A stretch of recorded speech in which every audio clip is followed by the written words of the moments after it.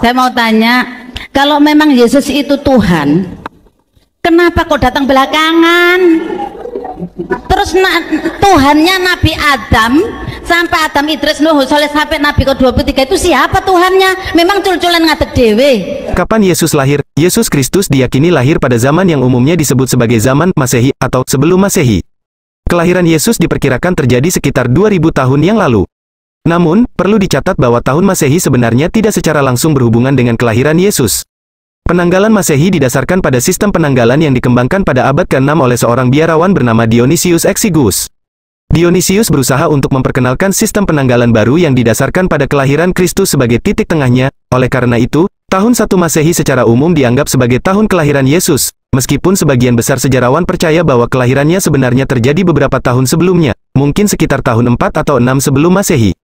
Yesus sudah ada sejak zaman penciptaan. Pandangan teologi bahwa Yesus sudah ada sejak bumi dijadikan dikenal sebagai doktrin pre-existence of Christ, prakekudusan Yesus. Ini adalah keyakinan bahwa Yesus Kristus, sebagai anak Allah, telah ada sebelum kelahirannya sebagai manusia di dunia ini. Pandangan ini dianut oleh beberapa aliran teologi Kristen, seperti Gereja Ortodoks Timur, Gereja Katolik, dan sebagian besar denominasi Protestan. Dalam pandangan ini, Yesus dipandang sebagai pribadi yang kekal dan abadi, yang ada bersama Allah Bapa dan Roh Kudus sebelum penciptaan dunia. Pencarnya sebagai manusia di dunia ini dipandang sebagai inkarnasi atau penurunannya ke dalam dunia fisik. Dalam hal ini, Yesus Kristus dianggap sebagai Sang Firman, atau Logos yang disebutkan dalam Perjanjian Baru, yang juga terlibat dalam penciptaan dunia. Pandangan ini didasarkan pada tafsiran teks-teks Alkitab, seperti Injil Yohanes yang menyatakan bahwa pada mulanya adalah Firman, dan Firman itu bersama-sama dengan Allah dan Firman itu adalah Allah. Yohanes 1 ayat 1.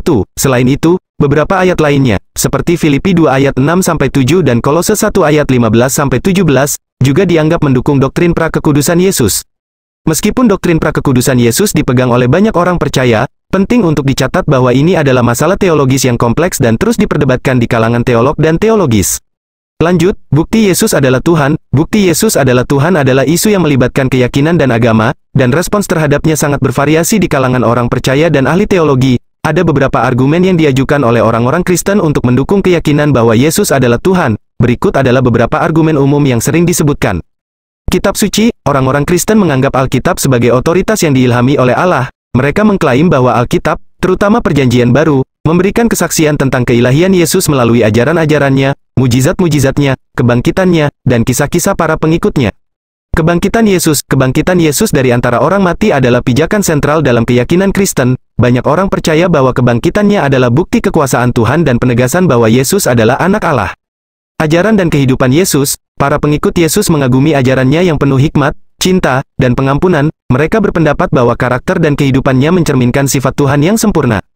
Mujizat-mujizat, dalam catatan Alkitab, Yesus dilaporkan melakukan banyak mujizat, seperti menyembuhkan orang sakit, mengusir setan, membangkitkan orang mati, dan mengendalikan alam. Orang-orang Kristen melihat ini sebagai tanda kekuasaan dan keilahiannya, pengaruh yang berkelanjutan. Yesus dan ajarannya telah berdampak signifikan dalam sejarah dan budaya manusia. Banyak orang percaya bahwa pengaruh yang berkelanjutan ini adalah bukti kekuatan dan keilahiannya.